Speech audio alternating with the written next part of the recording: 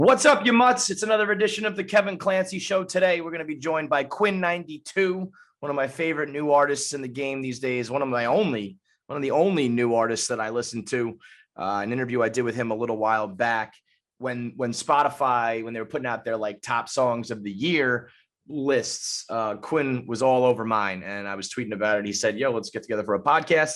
So we hopped on, we chopped it up, and it was a great conversation. This is actually the first interview that I did when I decided to start the Kevin Clancy Show. And the first guy I said, listen, I'm trying to do like deep dive conversations with interesting people. And he was the first one. So just a real interesting conversation about the music industry and his come up and using the internet and Spotify and blowing up that way. We talked about his marriage and his relationships and business, his relationship with his parents and friends, all this interesting stuff. He's just like a totally normal cat. He's a guy who would fit in at Barstool. He seems like a guy who would, read our shit and listen to our shit. He could work here. He could be a fan of us. He's as normal as they come. So, he's the perfect age too, right now, wheelhouse of like early 30s when life starts to get real. And that's where I'm at right now. 35, single dad.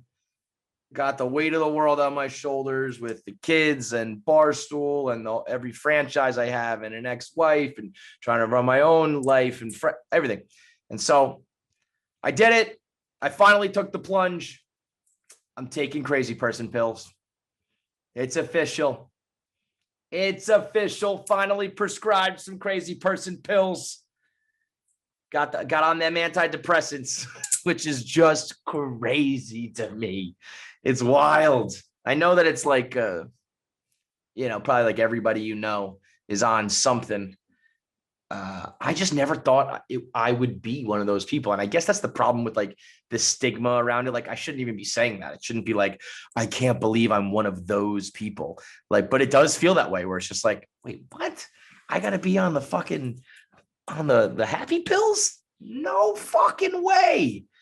But yeah, that's where I'm at. Very early. I still haven't, all I know is I'm all jittery and I feel fucking weird from taking them, which I guess is something that could happen in the beginning. But the idea behind it, I was like, so I'm talking to my doctor and he's saying like, and Fights kind of called me out for this as well, where like, I don't think I'm depressed. I don't think I have anything wrong with me other than just like I think there's a difference between being depressed. Like I got some like circuitry in my brain that's wrong versus like, I got shit in my life that upsets me and stresses me. I think those are like two different things, but I don't know. I guess not really. So I'm always kind of like, I'm not depressed. I'm just blah, blah, blah. I'm not depressed, but, I feel this way, but I'm not depressed. And so I'm talking to my doctor and he's like, the shit that I'm on, I think it's kind of like Cymbalta or one of those. I don't even fucking know what I'm taking. But he says if you take it at a high enough dosage, it actually helps with like pain management too, because I have all these fucking issues, my neck and my back and my shoulder from all these surgeries. So he's like, so if you take, a higher dose, you'll get pain relief, but also you're depressed. So I'm like we're talking about like the pain relief aspect of it. And he's like, but also we're putting you on these because you're depressed, dude. And it's like, I don't know if it's the Irish Catholic in me, but I just like refuse to admit it. But, it's just wacky to me where it's like life is such a goddamn mess. And I know that mine is probably more messy than the average, but anybody who's been around for like, let's call it 30. I feel like 30 is when things start to get complicated. Because that's when people get married and have families and everything gets real. But, you've been around for 30 years, 35, 40 years. It's just a numbers game. At some point, shit's going to get fucked up. That's what I feel. It's like when they talk about, the first person who's going to live to 200 is alive right now or being born right now. I'm like, no fucking thank you. Do you know how much shit you can get in over the course of 200 years? No fucking thanks, man.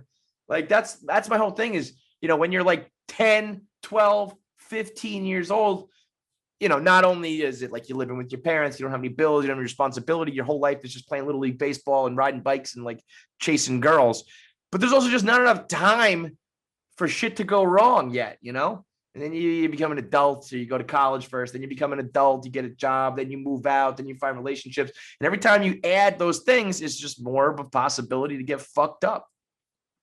The first relationship you're in, well, now that's the first time that you could be like manipulated and fucked up emotionally. And in my case, it was like, I got old enough, I got fucking injured, I had more surgeries. Then you get married, you have kids, your job, you get fired, you get this, you get dumped, you lose a friend, somebody dies, you get sick. It's just the more you live, the more shit can go wrong. As I'm saying this, I'm realizing how fucking bleak this is. But I'm like, yeah, I guess it's just time to call a spade a spade. You're fucking crazy, dude. You are a crazy person.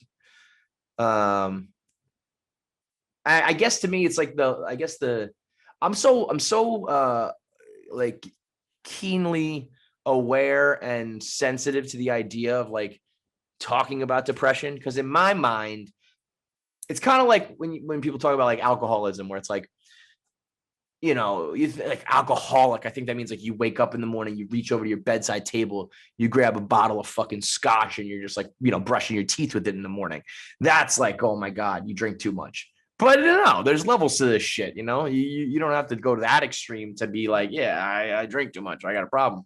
Whereas same thing with me. It's not like I'm, you know, not gonna go jump off a bridge. I'm not crazy suicidal. I'm not like, you know, in like a hole in my room, like can't get out of bed. I do all this shit. I do these shows. I have fun. We laugh. We tell jokes, all that shit. But then I don't know. After all that, I'm fucking kind of crazy. So I guess, you know, shit. 35. I had a good run. I had 35 years before I had to, you know, get some fucking synthetic shit in my body to try to even me out. Who knows? Maybe I should have been on it earlier. I do. It's one of those things where people are like, oh, everybody's on it. I'm like, are they though? You never really know. You can't, I feel like you can't tell because you never get the truth from anybody else. You know, it's almost like, you know, it's like Instagram or social media. It's like you only see the good side of shit. So you don't, you know, no one's going to offer up all the bad stuff. So you don't know. Maybe they're on it. Maybe they're not, though. I almost like, are you just telling me that to make me feel a little bit better? Or is everybody else on it? Because, you know, I feel like I'm pretty fucking crazy. I feel like the rest of you are not as crazy as I am, you know? I probably should have been on it earlier, to be honest. It's like when you had taken the medicine for your hair, you know, it's like once you lost the hair, it's too late. You got to get ahead of it. Like once you're crazy, well, you know, there's only so much these pills can do. I really also genuinely believe in the idea that the Irish are impervious to like the mental health. What's the exact quote? I don't even know. From I think Freud said it. The Irish are, it just doesn't work for us. And it's in like The Departed and shit. You know, I just don't think I don't think it works for us, you know? Freud said the Irish are impervious to psychoanalysis. I think it all is tied in with the Irish, you know, like the same reason we don't get offended, the same reason you can joke about us. You know, we're the only goddamn culture or ethnicity that isn't canceling people when you know, we have the Fighting Irish logo. And it's like, yeah, let's get this, like, let's like this leprechaun who's a fucking drunk and violent person. That represents the Irish. And we're like, yeah, whatever, dude. You want to make fun of us for being alcoholics. You want to make fun of us for popping out babies. You want to make fun of us for being like red-faced, potato, famine-eating abusers. We're like, whatever. We don't care. It's just a goddamn joke. I think the same reason we don't get offended is the same reason why you can't like fix our brains. I fight with this therapist, not the guys. I got two therapists because again, I'm fucking crazy. I got the one guy who's helping me out with the pills. I got the other girl who's just trying to get inside this hellscape of a mind. I feel like something in my brain is like, you ever see the movie The Cell? That movie's fucked with Jennifer Lopez and Vince Vaughn. Like, what the fuck are those two doing in a movie? But they, you know, the whole idea is like, there's this machine that lets you like get inside, live inside someone's brain. And then Jennifer Lopez goes inside the mind of a killer. And there's this horse. And this fucking guillotine shoom, drops down and slices the horse into like 1,000 pieces. And it's like, I think that's what goes on inside my brain. You know, we just argue every week. And I'm just like, I don't think this is ever going to work. I know you think you're going to have this like breakthrough, and maybe I'm just being some like idiot, like ignorant, stubborn. Nah, couldn't be me, right? Being a stubborn, hard-headed, stick to my guns, not never gonna change. No, couldn't possibly be me. But I just like, we could do this every week for like 1,000 years. And I just don't think it's gonna work. And we were talking to Paul Bettany on KFC radio, and he's like 50, and he was like, I've been going to therapy for like 25 years and I don't get the fucking point of it. And again, I think he's like British or Scottish or some mix of all, we're talking me fights and him, we're talking like three, Irishmen, Scotsmen, whatever, just being like, it's not going to fucking work. We're just trying to make you laugh. We're just, I'm never being honest in therapy. I'm either lying or just, trying to make you laugh and running material on you, because I don't think any of this shit's going to work, which is probably the most unhealthy approach ever. And that's why I'm hoping that it's just like, hey, maybe I can take these crazy pills and I'll fix everything. But it's wacky to me to think that I'm taking that I'm taking this shit, and that like I look around and it's like, even when I still get so much shit. I get so many haters who are like talking shit about my marriage falling apart. And I'm just like, I can't believe, and the good and the bad, so there's the bad with the marriage, the divorce, and then there's the good with like Barstool and the success. Sometimes I'm like, I just fucking cannot believe that I am here, because I was like so on a path to just live a normal ass life, like not be special or different, but also to not be like nothing's wrong, like I had a good family, good parents. My parents were together. I got good siblings. Like, and I never realized until like now how easy. The biggest thing in the world to me is like, if you have the ability to recognize in the moment that your life is easy. I don't think we do that very well. I don't think we do that at all. I don't think anybody in the moment ever can say like, right now is cake compared to what it's going to be. Because I think it's only natural, you wake up in the morning and your brain is going to like some things and be happy about some things and going to be upset about some other things. And you're going to have certain stressors in your life. And at the time, those stressors are the worst thing in the world to you. That's why, like when you see like a college kid, I've used this analogy before on a million of my shows. So if you've heard it before, go fuck yourself. But you see like a college kid complaining like, oh my God, like I got finals.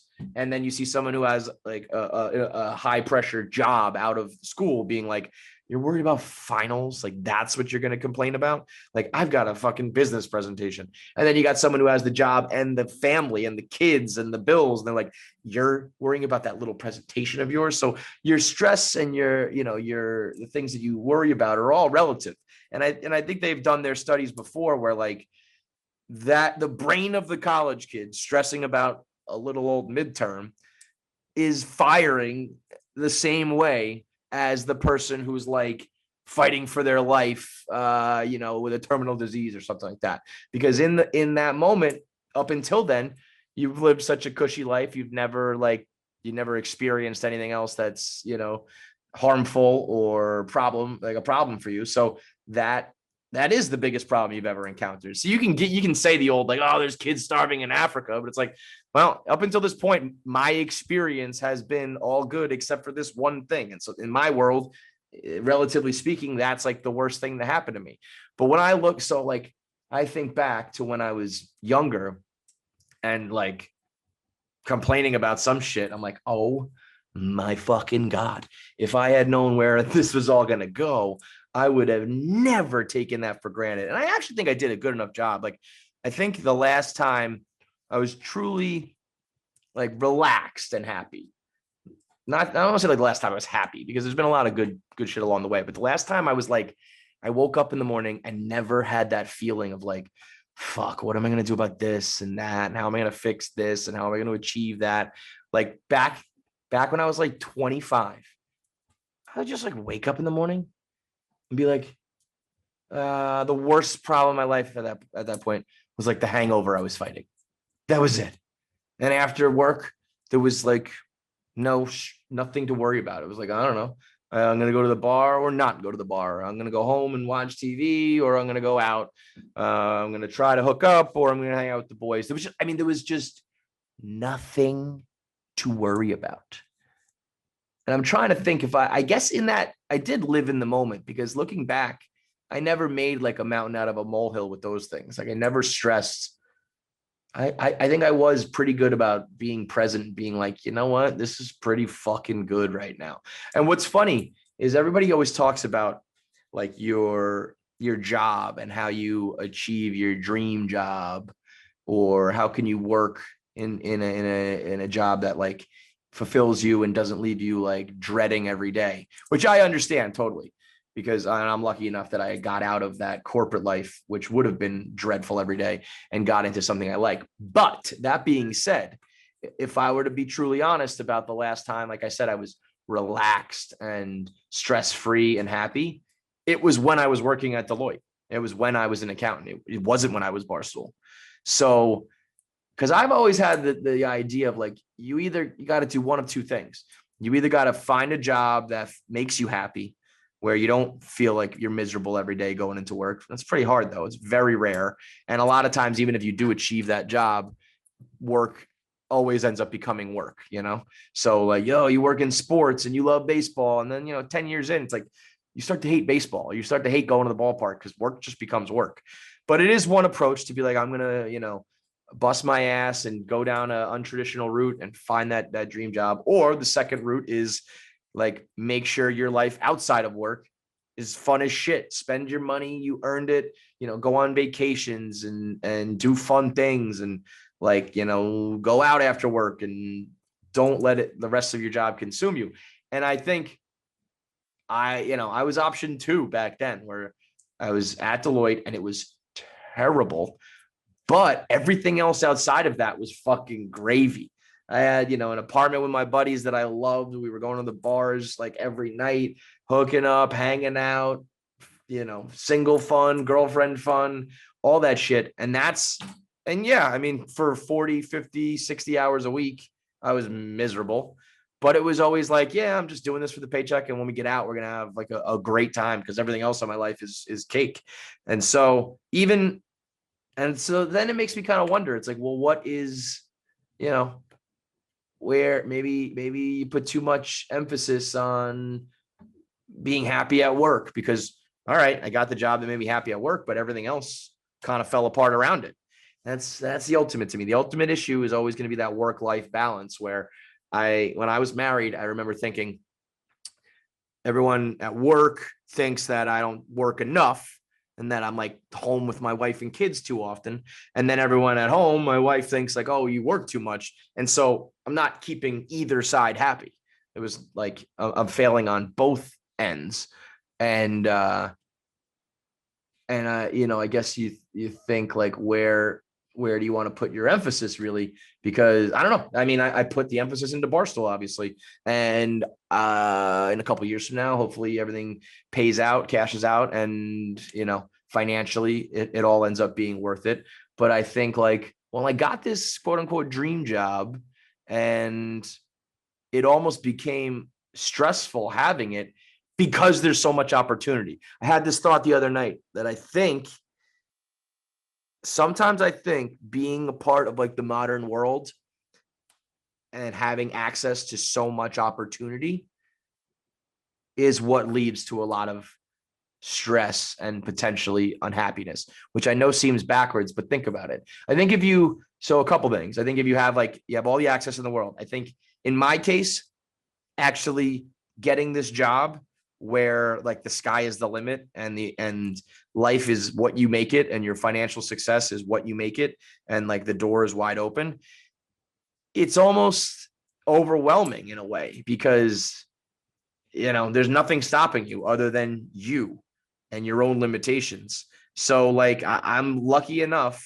I say lucky because it does afford me financial opportunities and business opportunities where it's like, I can just make another show, and I can start another medium, and I can go on another app and like keep it moving. I wrote for a living. I blogged. It went well.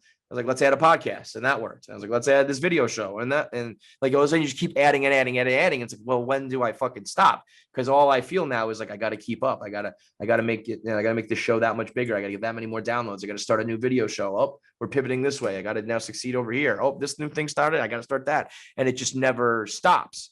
Part of me feels like, it's too complex. Where it's like, if you have a job that you don't necessarily love, but like you just do it and it pays the bills and you don't feel consumed by it because you just like, I clock in, I do my work, I clock the fuck out. That's it. I don't have like this passion for it. I don't have this personal drive for it. I'm just here for the money, just here to make a living. And then I make my life and my happiness, outside of there. Part of me feels like that's pretty fucking sweet. And I know it's the grass is always greener. That's also the problem with what I'm saying about the modern world. When you have so much opportunity at your fingertips, whether it's like business related, where it's like you can get on all these apps, LinkedIn and Clubhouse and all this shit, where it's like you can connect to everyone and find the job openings and find the roles, meet the people, you can do it all. It's like, what's ever going to stop you from continually trying to go? And I know that sounds like a good thing, but you could do a business, you could do it with dating. It's like, all right, now you're on dating apps, right? Where you have access to like the entire world of women or men or, potential matches. And it's like, well, how are you ever going to be like truly satisfied or happy? Because, it's like, well, I can find this person who looks exactly like I want him to look and has the exact same interests and the same likes and dislikes and lives here and fucks like this and this age and this desire. And, it's like, it used to be kind of, you're in a town, you settle down with that's why they call it settling down. You just kind of settle back then. It's like, I live in this one road town and this girl or guy is pretty enough and they're cool enough. Fuck it. Like, it's not going to get any better. So let me settle down, get married, have some kids. Now it's like, why would you do that? Because you have this opportunity, whether it's a dating app or a social media app or whatever, you can connect to everyone in the world. How do you stop with this one person when it's like, well, there's millions more that I can sift through until it's absolutely perfect? And so I start to think that like modern technology gives you there's too much potential that you stop like living in the moment for what you actually realized, like the potential you actualized. And I think that also comes hand in hand with, not only is there the outside means and tools to kind of achieve everything romantically, business-wise, socially, intelligence-wise, all that shit. But then I think there's something internal where I think it all depends on your mindset. That's why, like, sometimes I wish I was just not driven at all, not ambitious at all, and just kind of like simple about life. Not to say it's like smart or dumb. It's not a matter of like intelligence. It's just a matter of like being content, being like, I'm just good. Like, I got this job out of school, pays me well. It's not, the most fulfilling. I don't like feel satisfied at it, but I'm going to punch in and punch out, and I got this family and I'm happy just watching some TV and cracking some beers and living like a happy, simple life. It sounds fucking amazing to me. But this combination of like my own mindset of being like, you're not good enough, you could always be better, always go harder, go bigger, more, like looking to, my peers and contemporaries being like, well, they do this much better and that much bigger and that much more successful and that much more money. I'm like, I gotta go. Never actually taking the time to stop and think like, what you've done so far is pretty fucking good. If you never kind of give yourself credit for what you have achieved, then what's even the point of continuing to achieve more? I talk about this with Quinn on our interview, where it's kind of like, where does it stop? How do you make sure you live in the moment? I use this analogy during our interview. life is like a swimming pool in the sense of you want a pool, right? You want to buy this house that's big enough and nice enough. And in the backyard, you dig out a hole and you put an in-ground pool in. And then how many times do you swim in that pool? Fucking never. You're doing like cannonballs when you're a kid, and then you're older, you love to like drink and hang out by the pool. And then once you actually own the house and own the pool, you don't ever go in. Don't go swimming. You're not diving off the diving board. You don't want to get all wet and then have to dry off. And so you just don't ever use it. But you wanted that pool. You busted your ass and you worked overtime or you worked extra hours so you could have that thing. And then when you get that thing, you never fucking use it. It's like, what is the fucking point of all this, And that's what drives me crazy on top of a bunch of, there's way more behind me taking the crazy pills. I harbor a ton of guilt and I feel like I can't move on. And I feel like, anytime I'm happy, that means, I don't deserve all this shit. And then like the public constantly reminding me of it, like all that stuff is, the main issue. But I also have this workaholic mentality. And I think that's all because of what's possible in like the world today. I also sometimes wonder if I feel like the world, the people, like, I feel like what we consume as people has gotten too evolved for us, if you will. Like every movie you watch now, not everyone, but a lot of it, like gone are the days of like the comedy, like who was I talking to? I was talking to like some producer or comic recently that was saying like that comedy movie genre, if you will, is kind of dead. Like there was that golden age of like Old School and Wedding Crashers and The Hangover, where it was kind of just like a few funny comedians and it's just a zany plot and it's just funny shit. They don't really do that anymore. A lot of it is like deep, dark drama and a lot of like true crime shit, like reality stuff. And so I think about the movies we watch, the TV shows we watch, even the songs we listen to are like everything's so fucking introspective and heavy and thoughtful. And I mean, I don't want to say that's new. There's been like art and music and shit like that for forever that is, thought provoking.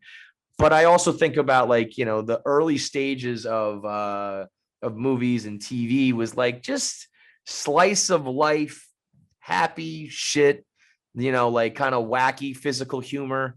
I don't know whether it's like the fucking Three Stooges or something, or I Love Lucy, where it's just like, yeah, you come home from work and you put on the sitcoms and the laugh track goes and you kind of chuckle and you go to bed.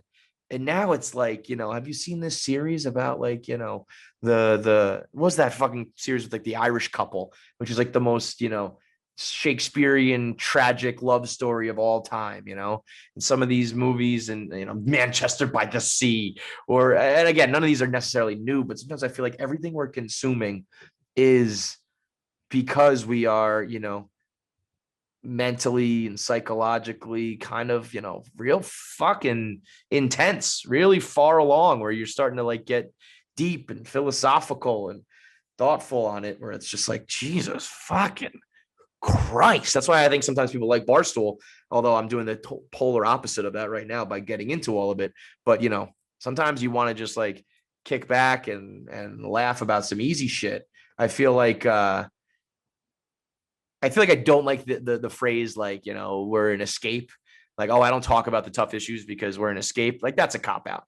But I do think there's something behind the idea of like, I'm just going to make good old fashioned funny content for the people who are looking for it, because everything else out there, the thought you look around like Hollywood and all your favorite comics and shit, how many of them stay out of politics and social issues? Like everybody's in on it. And I get why, people have a platform and they feel like they have a responsibility and they have their own thoughts and they want to like help the cause or spread the word or whatever.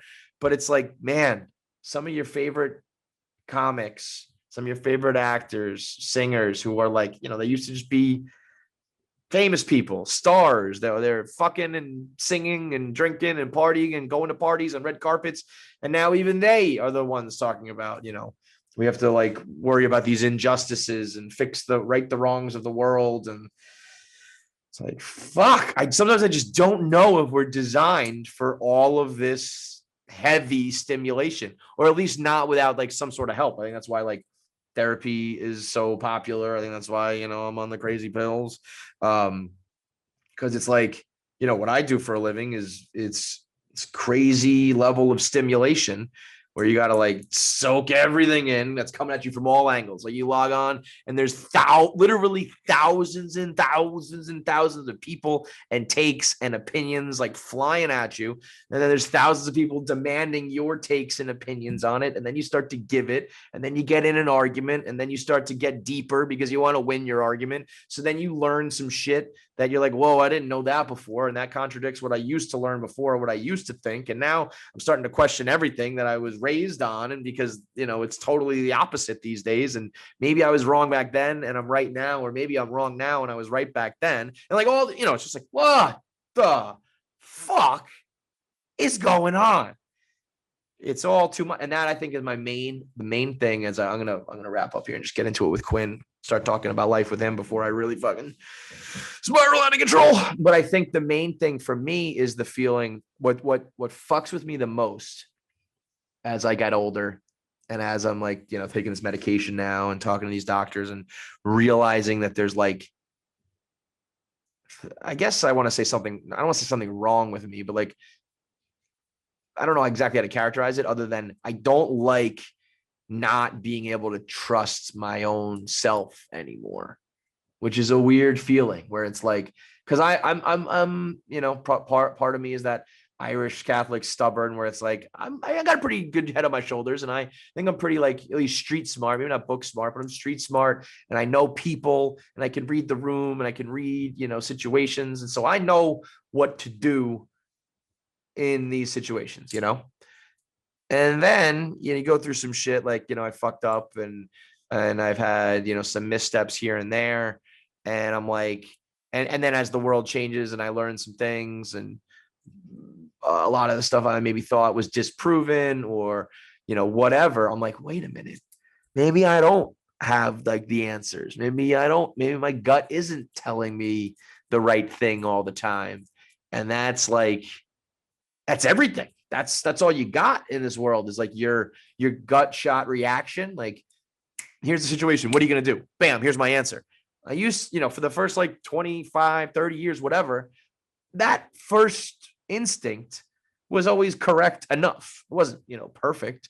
I wasn't, obviously, I wasn't fabulously rich and famous and successful, but I was like doing well enough and Deloitte was paying me well. And then Barstool came along and I had this creative thing and I worked hard at it. And it was like, yeah, I mean, I made some right choices and I got some lucky bounces and all this shit. But then when you for the first time in your life, when you go through some real adversity, and again, that's all relative. And I know you can't be telling people like my adversity is real and yours isn't, but you know what I'm talking about. There's a certain level of things like everybody goes through the stress of finals and everybody goes through the stress of interviewing for a job and even maybe getting fired from a job. But when you start to go through some shit where, you and your friends have a fork in the road where it's like, everybody went this way and I went that way. I went black sheep over here. I fucked this up or I fucked that up or I did, the opposite of what I was supposed to do, whatever. You start to, think like, oh, fuck, I was really wrong on that one. So am I right on this next one? What if I'm wrong again right now? What if I'm pretty sure about, this decision, but I was also sure about the one back then that I really fucked up on. So what now? And then when you start to talk to these doctors and now they're telling me I'm on medication, I start to think like, well, then maybe there is something that like my brain is telling me the wrong thing. It's lying to me. So I can't trust myself. I can't trust that first. Yes, go with your gut. I don't even want to fucking talk about it anymore. Don't even want to fucking talk about it anymore because I'm like, well, then if I don't got that, I got nothing. Also, there's something to be said for like when you live the life I live, it's like I'm arguing so much about these points and my opinions and my viewpoints that like being right is, I gotta be right at the end of the day. That's why it's tough to like, look at some of like the personal problems I've had where it's like, I don't know, I don't know if it was worth it. Like things are really fucked up, and I don't know if I can say to myself at the end of the day, like, well, you did what you had to do, or in the moment it was right. It's like, I don't know. I think it was wrong. I think it's gonna end up being not worth it. So, when you start to encounter that shit, it's just a total mind fuck.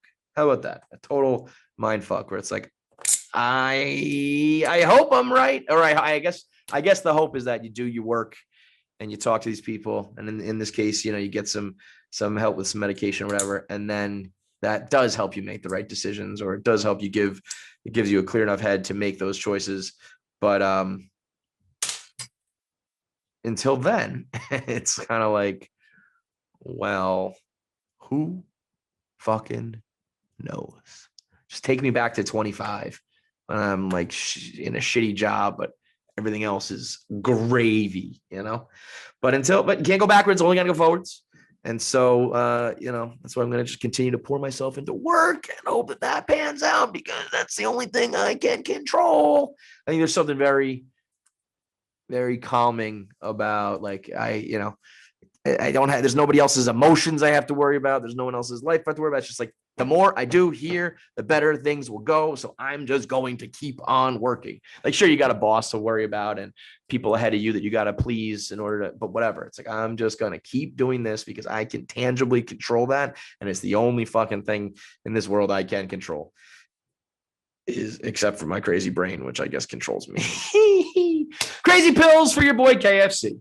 It's a wild one, folks. I mean, it's crazy to think. I know a lot of you are new listeners, and you're listening to like 1 Minute Man, and it's all new. But some like the old school people are like, you've seen me go from 25 back when I was just like easy peasy, living the life, hanging out, chasing chicks, drinking beers. Like I said, throwing parties. The only thing I had to worry about was the hangover. To settling down, to becoming a father, to becoming a single father. Now, going through that like sort of like midlife crisis moment of like, oh man, I guess I am kind of one of the crazy people. I guess I'm not different. I mean, you've seen it all. You've watched me grow up, grow down, grow left, grow right. You've seen it like, act 1, act 2, act 3. So here's to act, let's call it 4. I don't know where we're at, stage 4, or the sequel or the trilogy or whatever it is. Let's hope it goes well. I appreciate all the support from you guys. As always, do me a favor, rate, review, and subscribe this, because this is the one show that I will always have, control over, being my name on it and going forward, no matter where I am or end up. I need this to be the biggest and most successful thing it can be. So rate, review, and subscribe. It's, I just kind of poured my heart out as an absolute fucking crazy person, lunatic here, saying that the only thing I do have control over is this work. And it's not true. It's actually not true, because you have control over it by doing the rate, the review, and the subscribe. So throw this crazy person a bone and do that for me on the iTunes channel. And please subscribe on the YouTube. Go ahead and watch. You can, if you were listening to this, you can go over and watch it on the YouTube. It's just a one-man shot. You can just watch the ramblings of a crazy man. You can see it in person as I look into the camera. So the YouTube is, I've been talking about it on all our platforms. YouTube is a tough nut for us to crack, because it's just not what our demo does. It's just not what our listeners are really like into, is like having a full subscription list on YouTube where, you curate all the shows you like to watch and all the clips you like to watch. So I'm trying to just convince people to do something that they don't naturally do, which is, I don't do it either. So it's hard for me to tell you to do it. But if you are on YouTube and you do watch any of these videos, just hit the subscribe button, hit the like button, the thumbs up. Even if you don't use YouTube, if you have a Gmail, you can log in and just press subscribe, even if you don't really go back and look at it or use it. Just every subscriber helps. So you can watch the video, you can watch the clips. We put 1 Minute Man up there, so you'll get a lot of extras and a lot of nice tight clips if you don't want to watch the full episode, but that'll be there as well. So hook your boy up on the iTunes and YouTube, and follow along on Twitter, Kevin Clancy Show, and of course on Instagram, KFC Barstool. Let's get into it now with Quinn 92. Kind of a little bit of a lighter version, but more of the same of just like life and how it comes to be. And when you get older and how you balance your professional life with your personal life and find your success and, stay true to yourself while also evolving. So Quinn 92, one of my favorite artists in the game right now. Let's talk to him. All right, let's get right into it. What do I call you? I call you Mike. I call you Quinn. Call me, Call me Mike. I listed Quinn 92 on as my name title just so people can see. All it. Right, Mike it is. I feel like recently, like once this got booked, so this all came about. I tweeted my Spotify year-end top 5, and you were in it. And you said, let's run it back on the podcast. So I've been talking to a lot of people, and every time I say Quinn 92, they go, "Oh, that's what that is." Yeah. And I'm like, man, you must deal with that a lot. Like, are there people out here calling you Quinn XCII, or they just don't even get it? They don't know what. Dude, I the whole joke kind of is like me making fun of myself for people not knowing how to say my name properly. Right. And I get it because like it's not an easy name to like decipher when you first see it at all. So give me the correct name here. It's Quinn. Yeah, it's Quinn 92. Quinn, like official though, like that's what you go by. That's what it is. Quinn 92. Just for the people. Yeah. Yeah, we'll clarify it right now. But yeah, no, it's kind of a funny like inside joke we have with just like fans and people who are just finding my music. I don't know. It's kind of nice though because I think once people like know how to say the name, you kind of feel like you're like a part of this like you're in. Yeah. Well, like I mentioned it to my dude Caleb, who's like on the cutting edge of music, and he's like, oh yeah, like I fuck with him. I always just said like, yeah, I love that dude, that guy, that's just dope. Like he just I just didn't say the name, Right. No, I get it. Trust me, I get it. Yeah. But yeah, it is like an extra little hook that I'd imagine is, like you said, a little like Easter egg almost. What was the I know 92 was just the year you were born, right? So is that it was just like, roll with something about yourself and make it a little bit unique? Yeah, so Quinn, like I grew up doing music. I was like rapping early in my high school years, and it was terrible. But that was the Mike T years, right? Yeah. So I was just getting kind of like I was getting into music to start, but I knew I loved doing it. So like as I got more into it, I was like, all right, I got to think of something a little less like nickname-ish. Mike T is just not like that. Right. Catchy, at least I thought. So I wanted to come up with an acronym that kind of stood for like stuff that I believe in and something that kind of gave my image like a bit more like well-roundedness to it. So I chose Quinn, which stands for quit unless your instincts are never neglected, which basically just means like go ahead, quit if you're not into something, but if you have this sort of instinct inside you that like you want to push forward and it gives you joy and stuff, and whether it's sports or music or writing, like I just urge people to follow that intuition, which it's kind of a cliche statement, but I think more people need to hear it nowadays. I just think it's easy to kind of share your dreams. It's nice when something like that works out. Like Quinn is also just it's a good name. It's a cool name. It's got the Q in it. It's just like if it was an acronym that like didn't result in like a easy name like that, I don't know. You don't want to shoehorn it in, but when it has that extra meaning behind it, I go both ways on that. I feel like Mike T could have worked. I feel like if you made the same music you made, and maybe you wouldn't have popped if you had a more generic name. But once you did, I feel like people would be like, yeah, Mike T. That's Mike T. I don't know. Like I can see you can either oversimplify it or you make it interesting. But I think those are both like viable avenues, kind of.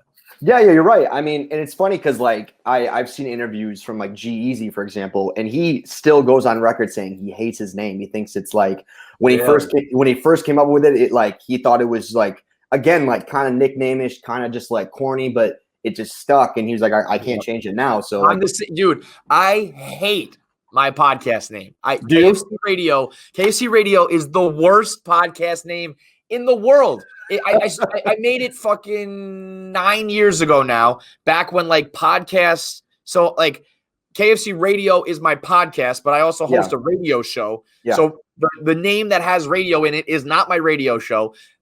People think it's chicken related. I was going to ask you, like, did you, when you were like first coming up, like as doing what you're doing, like did you see a lot of issues with it, with yourself being named KFC and also not the company? issues, not issues, but just like I do always get like it's just my initials. Like when I first started at Barstool, I didn't want to put my name, my government name out there, and I was just like KFC is my initials, whatever. Like I'll roll with that. Yeah. But then every time early on, it was like, do you like the chicken? Do you work with the company? And I always just quickly answered, I'm still waiting. Like, yo, KFC, hit me up. Like, let's like make me the new Colonel Sanders. Let's fucking go. I'm waiting for that. I don't know how that hasn't happened yet, because that's a perfect match. Yeah. Maybe not too brand safe or whatever, but I'm waiting. Right. But I'm at the point where if I had a really good name that made sense for me and my partner Feidelberg, and like if it just worked, we would probably do it. Yeah. But anything that we would probably do would be a little bit forced, and we would get people going like, wait, what the fuck, where'd it go? Right. So it's just like not worth it. But man, like I sympathize with G-Eazy and anybody who's like, the horse is out of the barn on this one. We can't really change it, I think at the end of the day, though, we all kind of like think, I mean, whether it's the name or just anything that makes us self-conscious as like humans, like we overanalyze it. Like I don't think anyone really gives a fuck that like if I kept Mike T, no one would think twice about it. I would probably just think it's stupid, but everyone else would catch on to it and whatever. No, I mean, think about, have you ever in the history of your life been like, oh, I love that guy's music, but I don't like his name, so I'm not listening? Exactly. I like that podcast, but like, oh, that name's tough, so I'm not going to listen. It's just not right.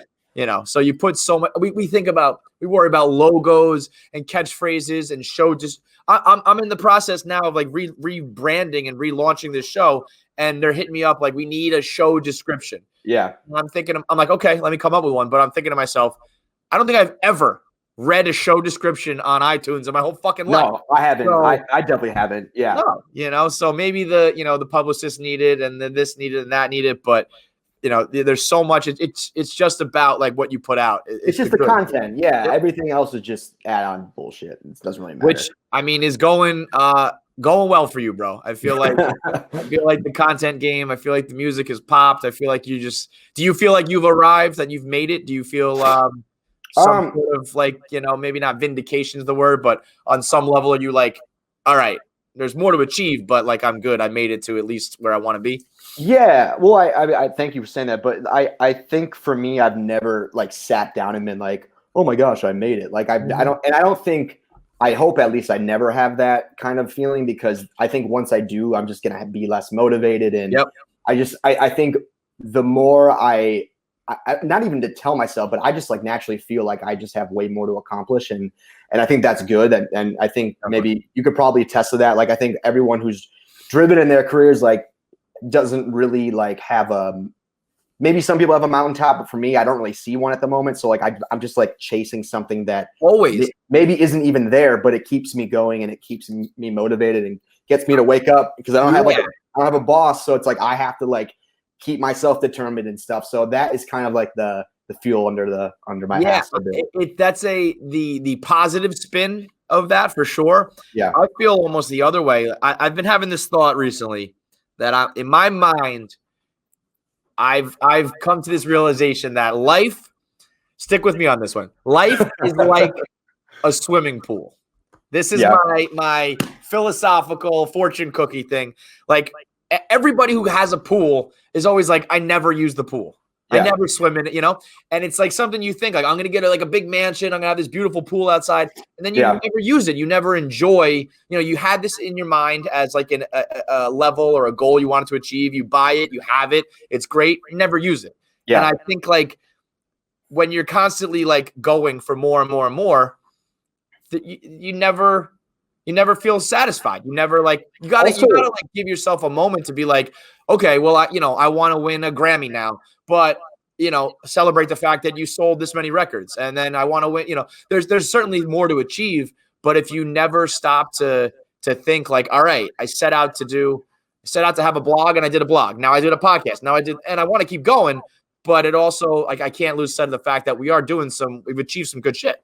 Of course, yeah. I love that you said that, because I also there's this band I was gonna go on tour with this year. They're named AJR, and obviously coronavirus canceled all that, but and I'm sure we'll get into the touring shit and like whatever. But I bring them up because they have a song called Next Up Forever. And it's literally kind of about, I think, what you were just saying, but like, they don't ever want to blow up. They just want to be like the next guy up, but they don't ever want to be the number one, because Love that. what's special is the process of getting to that point. And I think that's something worth reminding people is like, I think once you do attain all these things, and by no means do I think I have attained everything I want in life, but I've definitely got to a point where I could look back and be like, oh shit, like, yeah, I've made some pretty like cool, like milestones, but I still don't like necessarily feel completely at ease. Like I still want more. So I think it's good to remind people like the best part of your life is, and your career is like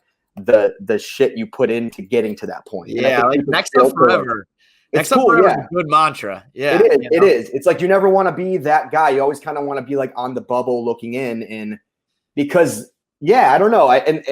Now, you know, I do sometimes feel like I say things like that, but it's also like you say that when you can't, if you're not sure if you can get to be like, I want to be that guy. I want to get there. Like, don't get me wrong.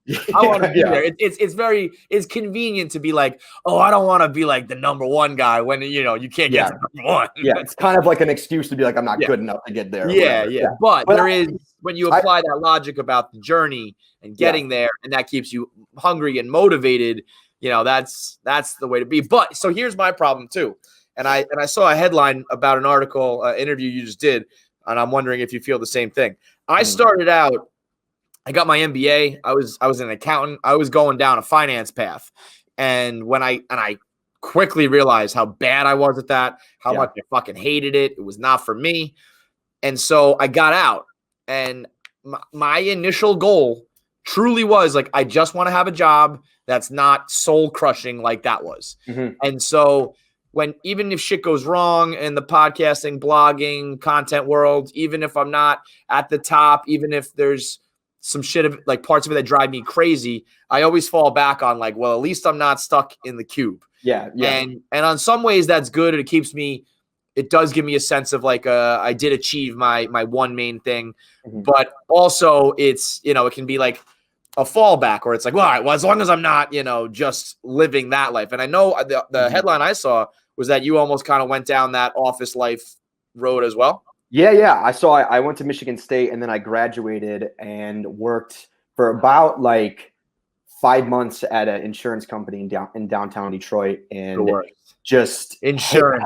It was honestly, I don't even really feel bad talking shit about the company. It was just like not a well-run company, and like I did not love it. And I mean, the people I worked with were great, but I didn't like the constant. A, I didn't like working in a cubicle, like you noted, but B, just like office life, I realized, and kind of like I think Mark Wahlberg said in the movie, like, I'm a peacock. I need to like spread my wings and like I don't actually stand by that like sentiment, but in a certain way, like I do, because I feel like I would. So okay, let me back up a bit. So I would play like college shows at the weekends.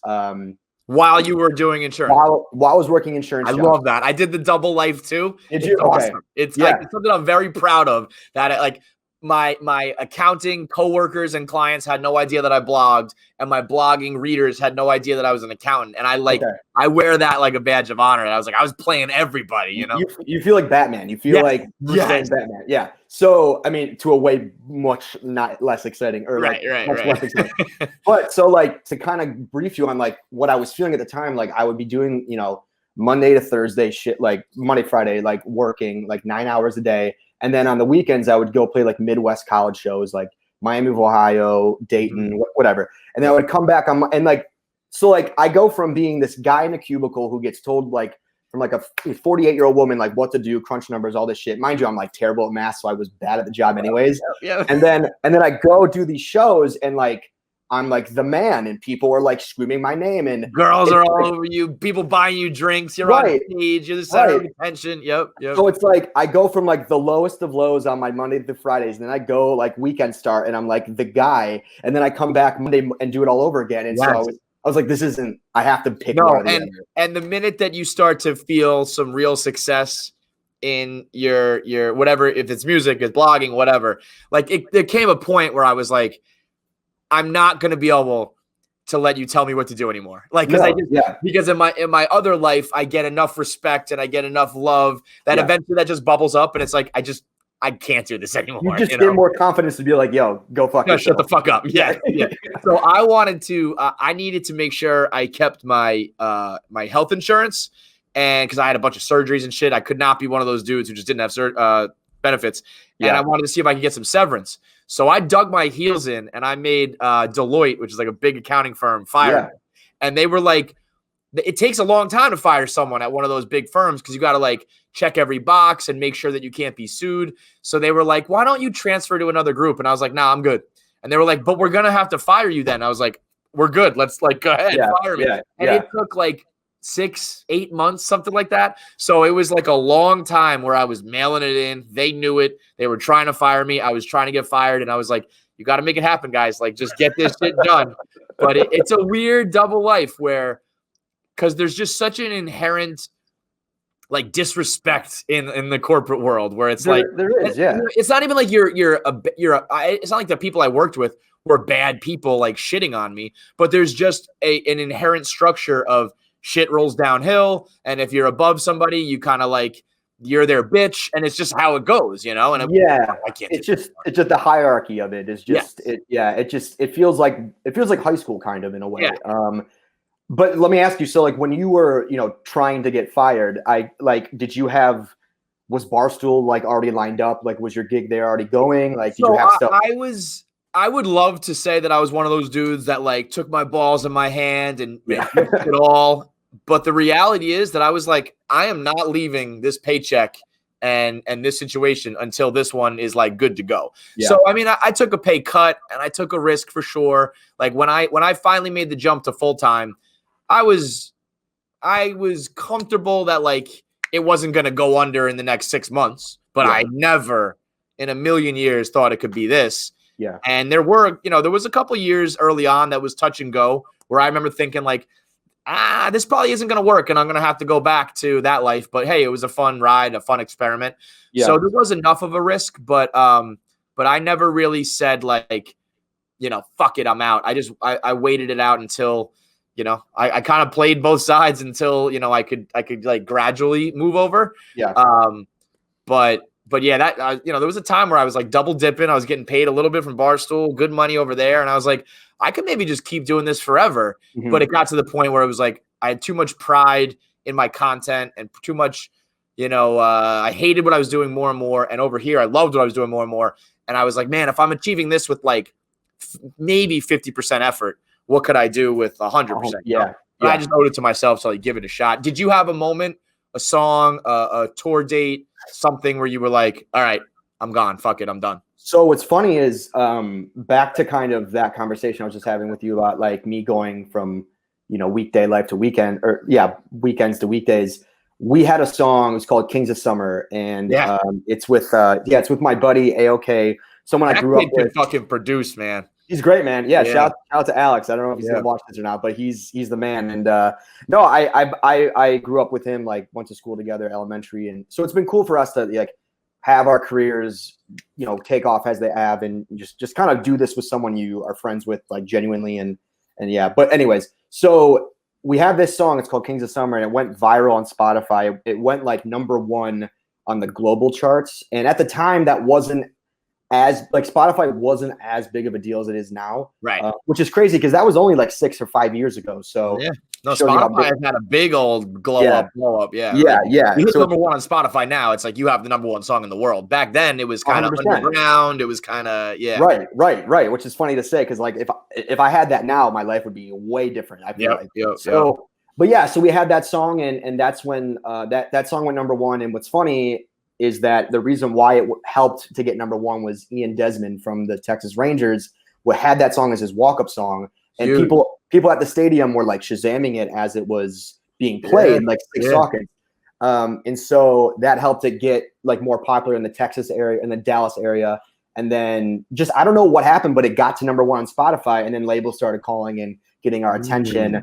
But then I was like, all right, I think this is my time to be like, I'm done the health insurance route. Like, I think I'm reaching a point where I can confidently like tell my parents, like, look, Yeah, that was huge for me too. Yeah. Like I have real companies like wanting to talk with me about my music, and but they were always really cool about it. So I never felt pressured to, stick to a 9 to 5. Like they were very supportive of what I was doing. And for that reason alone, I think it gave me a lot of confidence, because I know where I'm from in Michigan, Grosse Point's a suburb that like a lot of people are kind of groomed to become doctors and lawyers, and it's a pretty well kept little suburb. So for me, I was really grateful to have parents that were like supportive of my creative, stupid side. Because clearly, as a parent, if you have your kid be like, I want to be a singer, they'll be like, come on. What are the chances of this? Yeah. Right. So, but they were really cool about it. I don't think they thought it was going to work out, but I think they just kind of gave me like a couple years of like cushion to like figure it out. That's such a good like piece of advice, I think, for parents, because my parents were the same way. They were never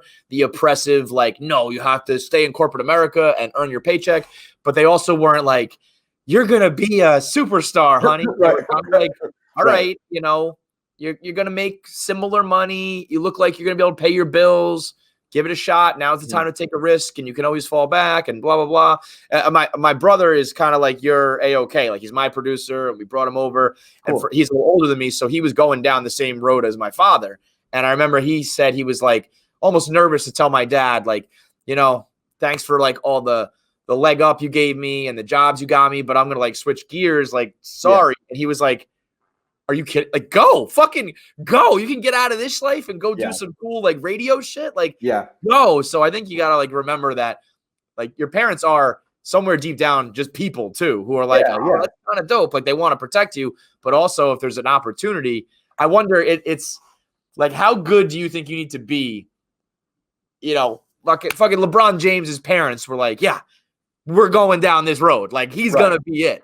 But if it's not like a surefire, you can sing, you can ball, you can write, you can do whatever, you're probably always inherently like, well, like this probably isn't going to work, right? Like, yeah. I think LeBron's parents were just like, look, this kid's a physical specimen. Like, you can see it. It's like, right. Like I can actually like, I looking at LeBron, I'm like, okay, you're going to be probably something someday. Yeah. But like with me, it's like you like you said, like art or whatever. Like anything that's objective. Right. It's just like you have to trust the person's mind and like their ideas, and there's nothing like on paper that's going to say they're going to be a success story. So and inherently that first time where you have to trust your kid's instinct or whatever, it's like you've spent.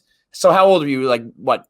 28. 20. Yeah. So at that point, like, your parents are like for 20 plus years, they've made every decision. They're the smart ones. They know what's right. And then all of a sudden you just got to give the keys to the car to them and be like, but I think that like we support you, but we're not going to give you any like false sense of it's going to be easy or like, you're going to make it, honey. You're the cutest boy in school. You're so handsome. Yeah. It's going to be a I think, I don't know if it was Bill Burr or someone said it, like a comedian was like, I'll never tell my kids they're going to like dunk a basketball, because that's like a very small percentage of people will ever be able to dunk a basketball. Right.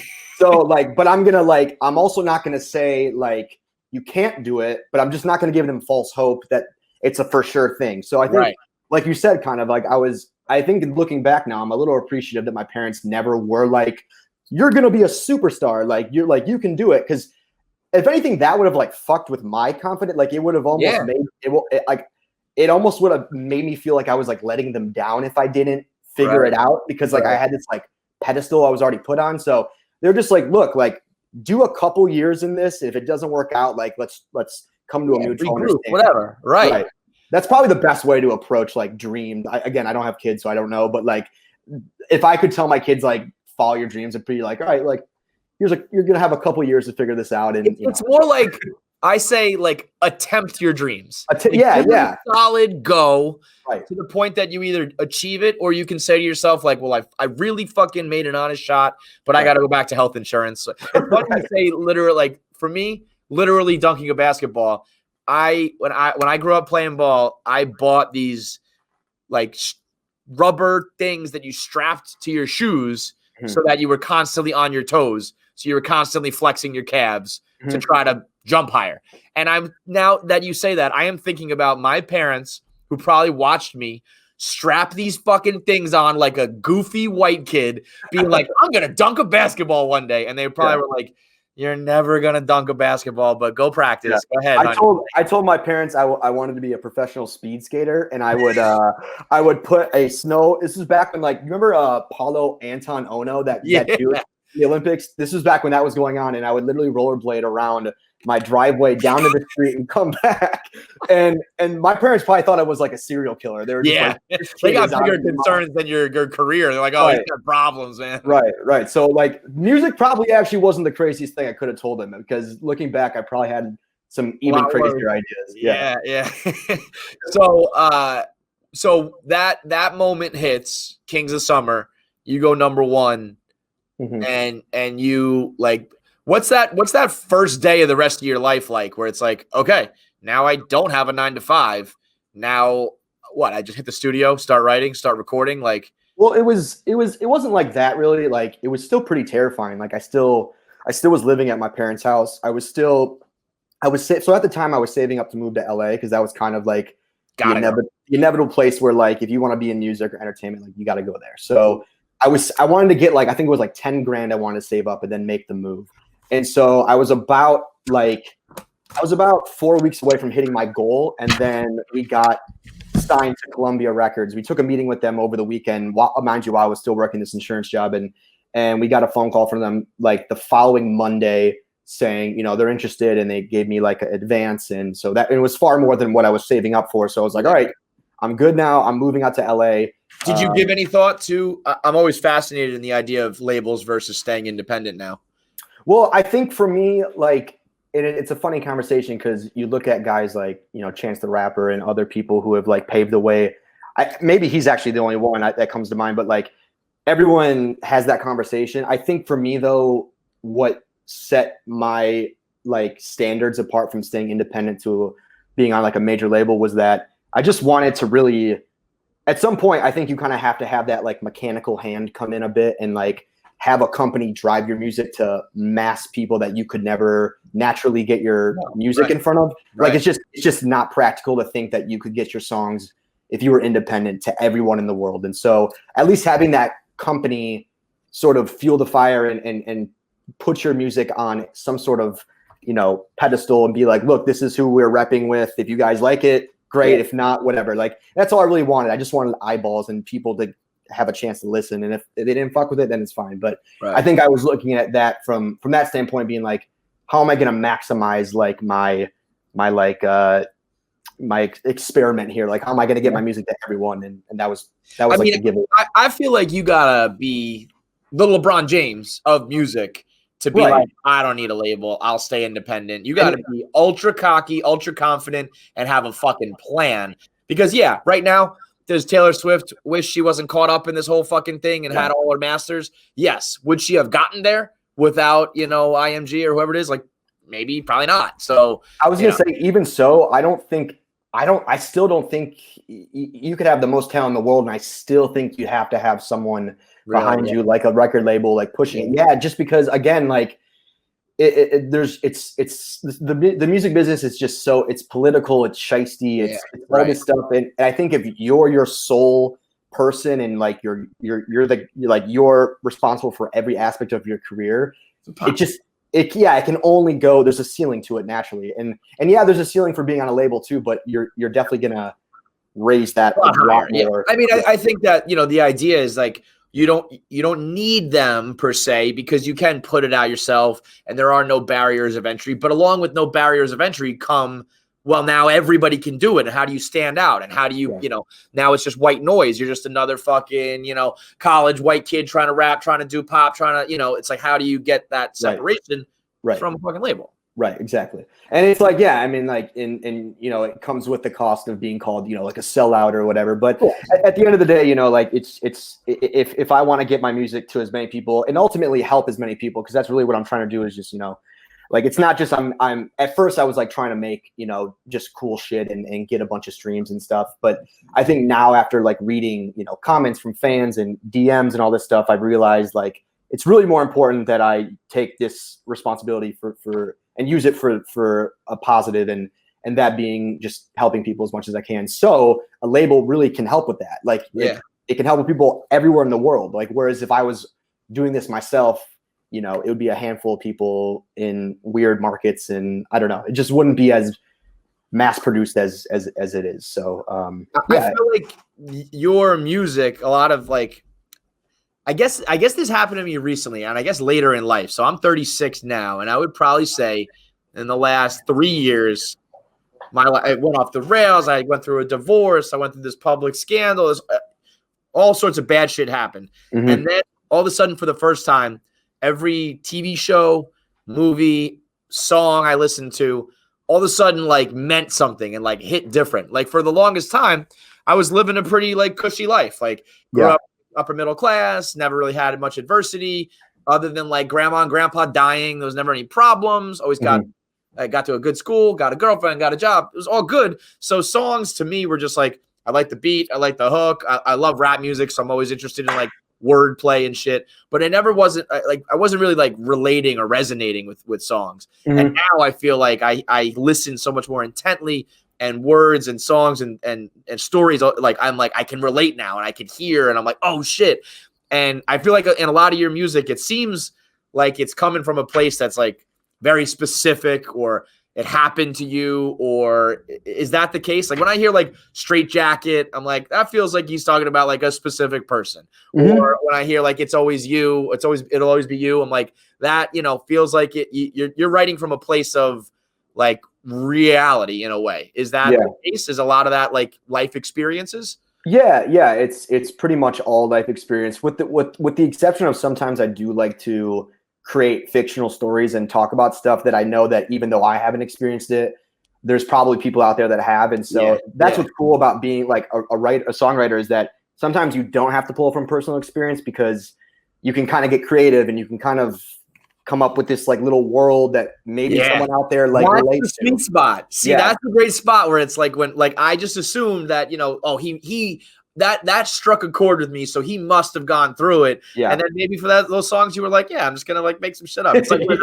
every, you know, a movie goes big and they're like, oh, the director, he made him wear blue because of and the director's like, no, man, I just like blue. Like I just wanted to write a song, whatever. Right. That's a great spot to be in. No, it is. But yes, to answer your question, like the bulk of what I do is the stuff that I make is from personal experience. And it's funny because like a lot of it, like you said, Straight Jacket, like that song is about my ex-girlfriend in high school. And like a lot of my like breakup songs are about my like high school girlfriend. So I'm 28 now. Like I'm happily married. Like I've been with my wife now for like we were together for like 5 years and then got married. And so it's all good. But like, I'm constantly like diving back into my high school life, because I feel like that's where I can like channel my sad boy, like emotions. Sad boy season. Let's go.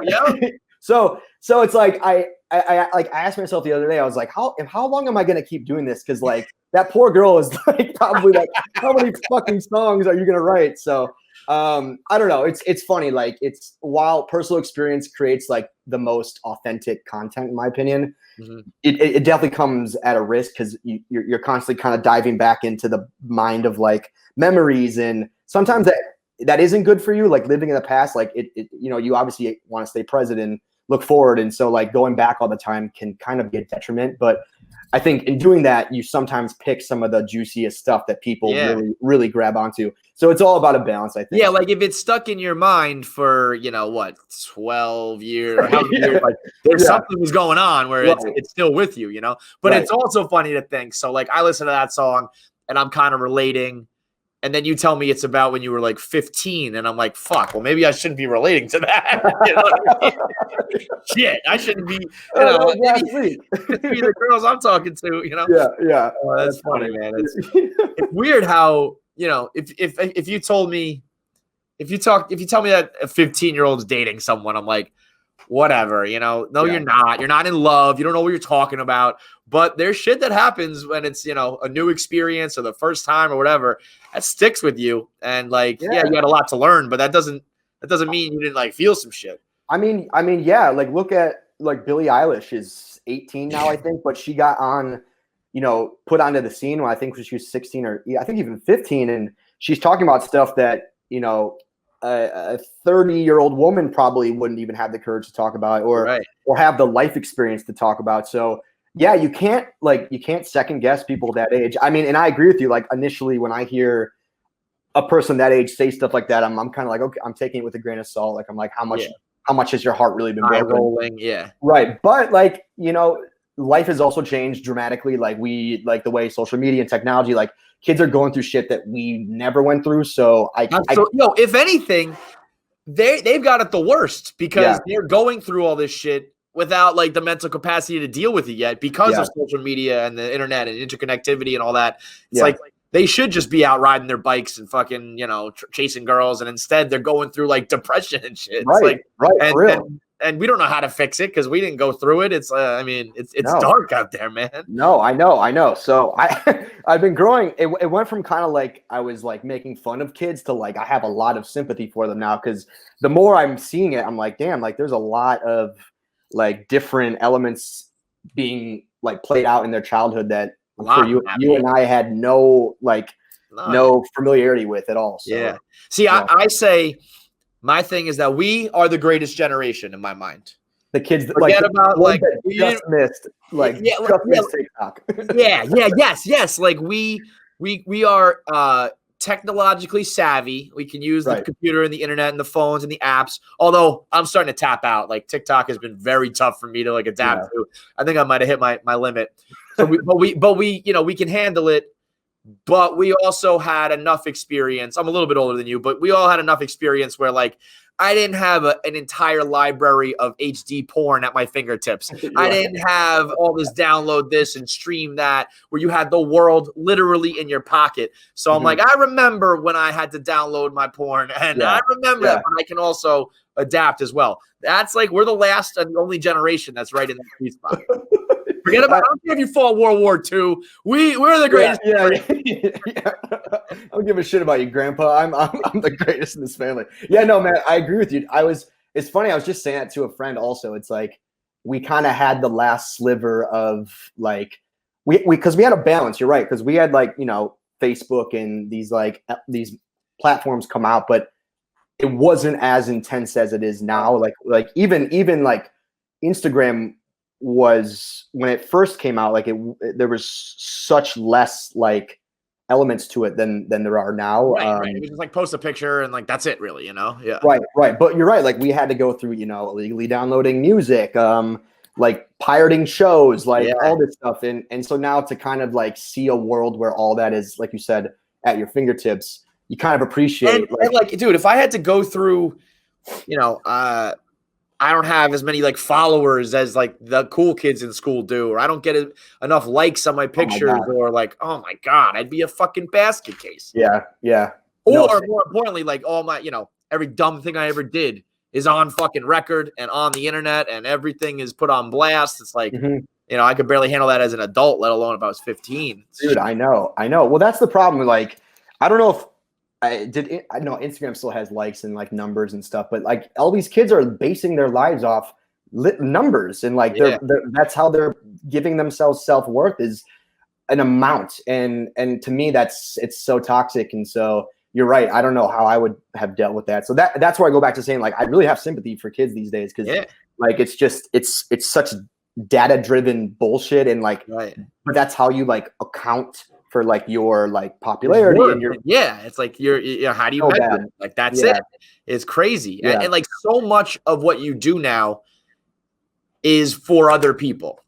Like there was a time where if you wanted to just like do a project around your house, like I want to fucking like renovate my garage myself. I guess this is when you're a little bit older, but like you just do this do it yourself project at home for yourself just because I wanted to learn how to fucking do this and build this and make this. Now you're like putting it on your story. And, and maybe you had a neighbor come over, some friends, and they go, "Oh wow, you look what you did with the place." But it wasn't like, well, what if I do all this and then a million people don't follow it or like it? Then what was it for? It's like, well, it was for you wanted to achieve something, kind of like you said earlier. Like you have goals you set out for, but now it's so determined by what other people think about it, that you lose sight of what you actually want to do and why you want to do it. That's really fascinating. Yeah, you're right. Because back in the day, you'd have like, and I say back in the day, like I'm from the fucking 60s or something, but like you'd have a couple compliments. You're like, all right, cool. That was worth it. Like, yeah, like that's all I want. And now you need the validation of thousands of followers and like people that don't matter to you at all. No, like humans just weren't meant to like be in front of that many people and like have that opinion of that many people. Right. Oh, yeah. Like I don't think your brain and your heart can process it, you know? No. I think in a weird way, like one of the worst times of my life, but the best thing that happened to me, at least for my career. So like when I went through that divorce and that scandal, I went like all the way through the fire. I wrote a long piece about it. I called it The Edge, where it was like, I think it was a quote from Hunter S. Thompson that was basically like summed up as like the people who have gone over the edge can like tell you about the edge. You know what I mean? Mm-hmm. So I used to worry about comments and feedback about whether I was like funny or whether that was well written or just things about like my performance and my ego and all that.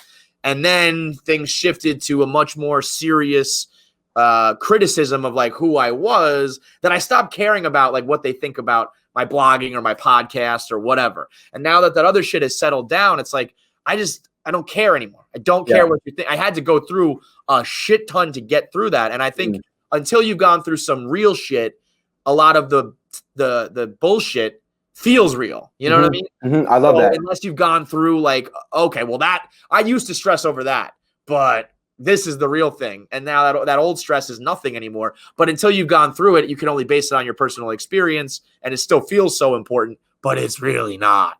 No. I mean, it's how you gain perspective, you know, like you said, you have to go through the what you think is bullshit. And then, no, I'm sorry. You have to go through like what is bullshit to realize what you thought was nothing in the first place. Exactly that. No, man, you're right. You're totally right. And like with me also, like I scrutinize, you know, songs of mine that haven't gotten more popular than I thought they should and all this shit. And as long as I had to kind of realize that, like, as long as I'm good with it and like the content I'm making, I'm comfortable with and I'm proud of it.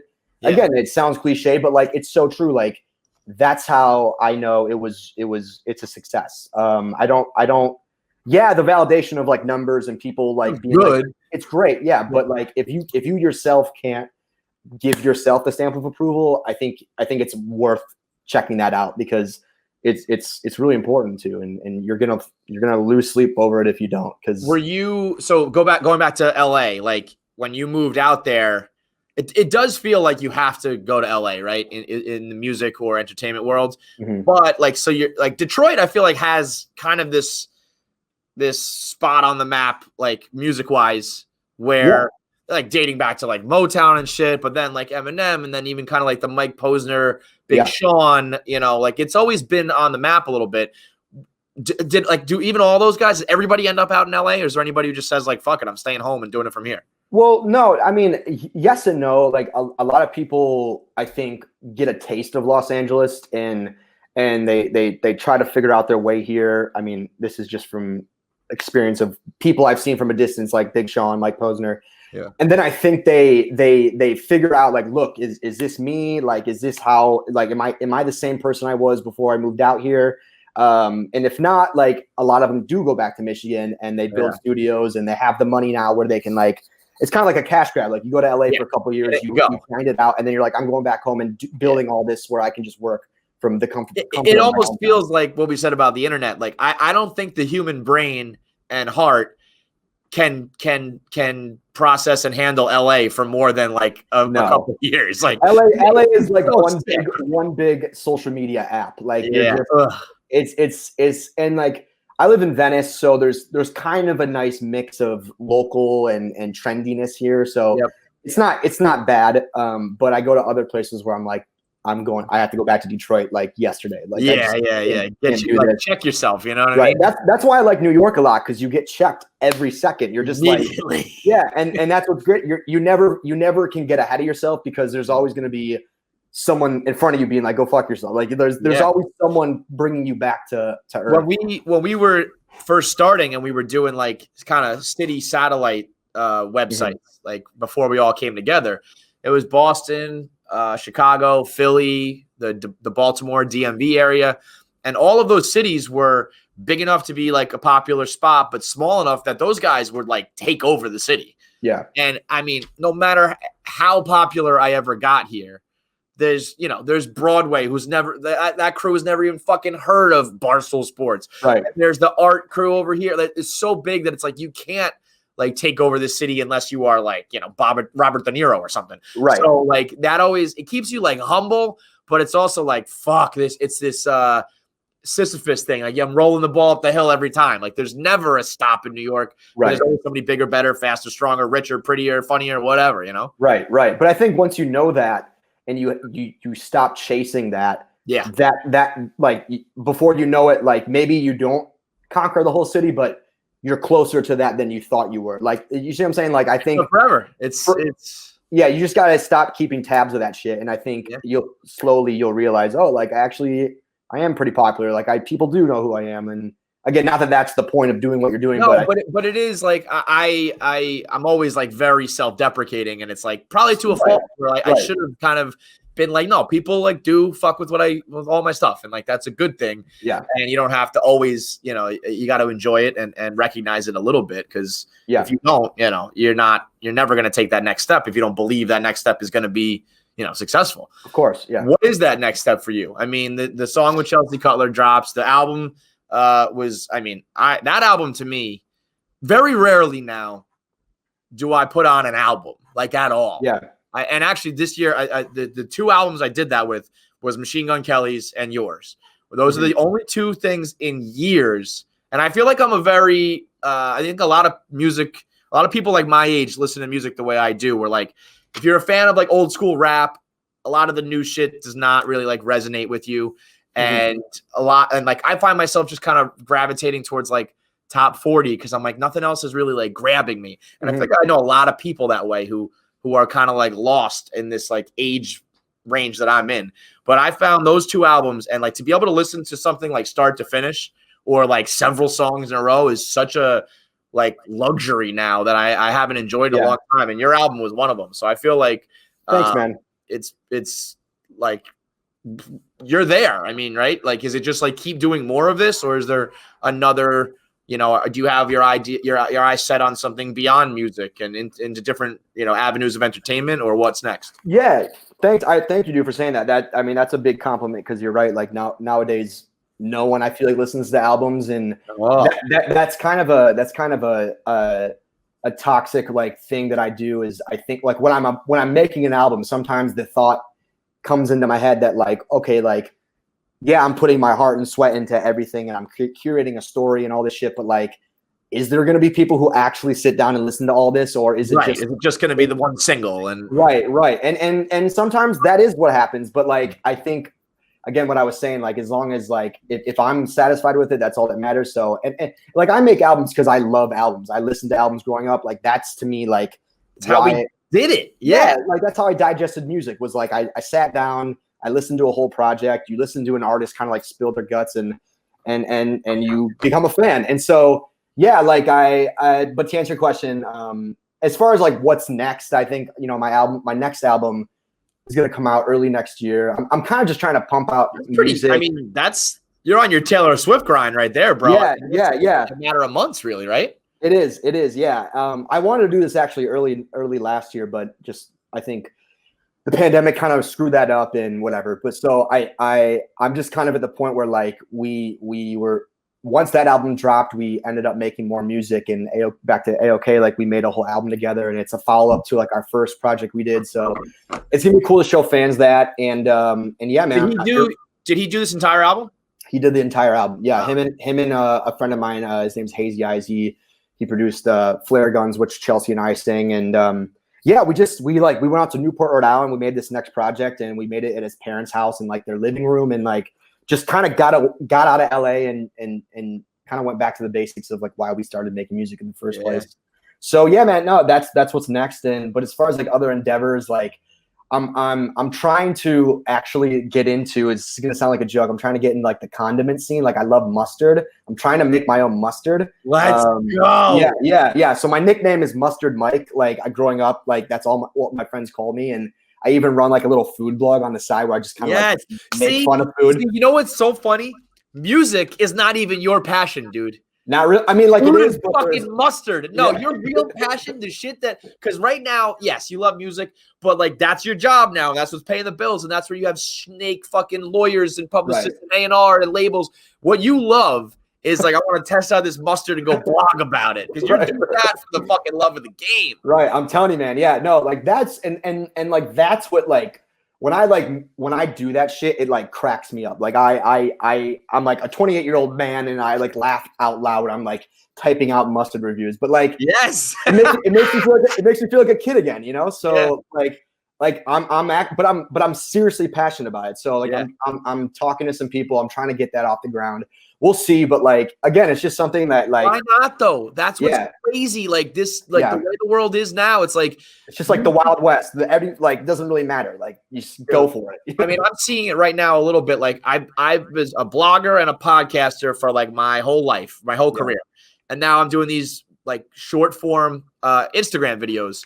Yeah, and people are recognizing me for that and have no idea that I did this other shit. My boss, Portnoy, the 1 minute man stuff. Yeah, exactly. And people are like, oh, you're the 1 minute man. I'm like, wow, I actually, I'm flattered and that's awesome. But there's like 10 years of shit that I did, and those are similar. So it's not that crazy. But like Portnoy is like, he had a 20-year run as a blogger and a creator. And now he's just like the pizza guy. Like, one day you might be retiring off of mustard money, and it's like, oh yeah, but I also do music, like that is crazy for sure. Like those examples, you're right. Because possible. It's who knows, man? I mean, I wouldn't be mad at that. Like I could be talking to you in 10 years from now. I'll be fucking loaded with a yellow suit on, rocking mustard. You know what I've been doing all week? I've been eating bagels with mustard.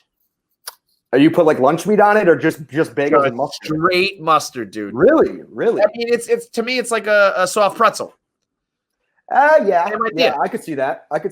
So I've just been hammering them. And there's a couple people here who like it. Most people are like, that's so gross. I'm like, give it a try, dude. And I mean, if I had a mustard Mike like flight of mustards to pick from and try.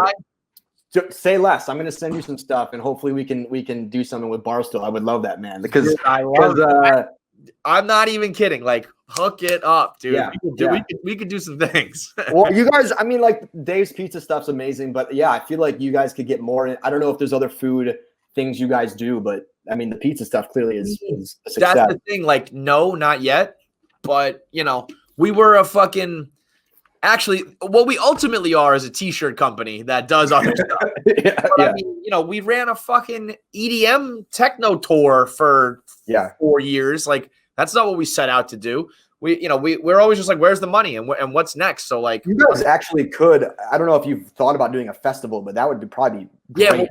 Dave used to do like he would do like college weekend type shit, Stoolapalooza he called it. Back to school. Yeah, he had guys like Posner was like the act one time, Sam Adams, like that level. But yeah, I mean, I think he got a good taste of the music industry though when he started to get to deal with like the bullshit side of it. And I think he was like, fuck it, I'm not doing it. I'm not surprised. It's grimy. Yeah. It's fucking. Do you kind of identify with like? I think it's probably a race thing. I feel like a lot of times you just get lumped together with other white guys who are of the same age. But I feel like to me, it's like it ranges from like Sam Adams several years ago to like Time Flies, and now Black Bear, and Posner was in there. G-Eazy, I guess, to an extent. Like, do you guys, is there something there, or is it just like we're all just saying that because you're like white college guys who are like 20? I mean, yeah, I guess both. Yes to both those. There's validity to, I guess, all of that. Yeah, it's a race thing for sure. Like you're right. Like back in the day, I don't know if you're familiar with like Good Music All Day and like this song is sick. When the blogs were a thing, like. That to me is like the golden age of white person music. Yeah, like, when the music blogs were allowed to share like download links and all that shit. Right. Like I know it probably sucks for like an artist with your hurting your wallet, but to get on and to get popular and to get your music out there, I mean that was amazing for a music fan. 100%. I mean like that's all I would check. That was kind of like the Billboard charts for like kids my age back then. Like it was like Spotify wasn't a thing. So like, as long as you got like a review on Good Music All Day or this Dude. song is sick, like you were like hitting the pinnacle. So, yes. But yeah, I mean, like to what you're asking, it's a race thing. And I think for me, I've always tried to take it with like, take it as a compliment, like to be recognized in general is great. So I try not to get too mad about the whole white frat rap college thing. And that's gonna obviously come with it. But like, I think the more I dove into like my artistry and I sang more, I think I'm getting to a point where I'm branching out of that bucket of because like I don't know if I would really call you a rapper. Like, no, what do you say you are? What, like you just I make music, like because you like rap, singing, a little bit of reggae, a little bit of like dude, it's all over the place. I would just say artist, honestly. Like I would say singer more than anything. But again, I'm not too attached to any type of label. I just kind of like I'll just do whatever feels right. Yeah. But it's funny you mentioned Time Flies. I think you're friends with Cal, right? Because Cal's a good buddy of mine. Yeah. Yeah. When he starts freestyling, I'm like, this is actually literally the most impressive thing I've ever seen. Well, here's the thing. Like, I'm gonna give Cal some compliments, but like Cal is like an incredible singer. I think people overlook that because his most viral stuff is his freestyling. But he's got a voice on him too, man. Right. But like, so he's a great rapper, but he also can sing like an angel. So like, it's funny that, I mean, I don't think I'm nearly as good as a rapper as Cal, but it's kind of nice to kind of have a secret weapon, so to speak. Yeah. And be able to rap. I hear you guys. I'm like, Drake who? Like, put my voice on. Like, it's the same shit. Let's go. There's something about when you can just do your own hook, but then also drop a verse, and it's like good, wordplay and punchlines and good rap. And it's like Drake can for sure do that, though. Let's not discredit Drake. Way better than I can. No shade, but I'll let you go in a minute here. But I'm always interested. You mentioned you're married happily, so I'm always fascinated by like when you make a song about a girl from high school, when you make a song about girls who are on your dick because you're a rapper, whatever it may be. My wife's waving at me right now. Is there any? You're talking about my ex high school girlfriend. I got headphones on. Doesn't matter. Yeah, maybe we'll skip this topic right now. We'll do it next time. No, do it. Is there ever? I always think of the ultimate to me is like when Kanye's rapping and I see Kim in the fucking stands, and it's like, is there ever any? Because for me as a blogger, there used to be like, I'd press publish on a blog or I'd make a joke on a podcast and I'd be like, I'm gonna be in the doghouse tonight. My wife, my girlfriend's gonna be pissed. Yeah. But I feel like music kind of gets a little more of it's understood, but is that true? It gets, I would agree. Yeah, I would say yes. It gets kind of this like artist pass. And not to say like what you're doing isn't art, but like I think someone hearing a song, and like my wife, for example, like you said, like this is a conversation, mind you, that like I feel like I have with myself all the time, because like when I make something I know I love, I'm like, fuck, is she gonna like get mad if I put this out, or is this okay? And I think I'm at the point with her now where we obviously trust each other, it's fine. But there are times where she's like, why would you mention like a so and so, or like so it does happen. Yeah. I don't want to hate, but it's like people don't like blogging and podcasting doesn't have the same level of respect as music, where it's like, you were putting your heart into that. I was like, I was putting my heart into that too. Right. And that was like what made it funny, or that's what made it relatable, but it doesn't get the same respect. I know. But I'm almost happy to hear you singers are getting in the doghouse too. You guys get the short end of the stick. I apologize for that. Yeah. It's like a little cooler when I do it for some reason, but right. Well, it's it's like there's a sex appeal to it. Part of the reason she likes you is that then you got to take the good with the bad. But it's like, like you fucked all those girls back when you were touring. Oh, what?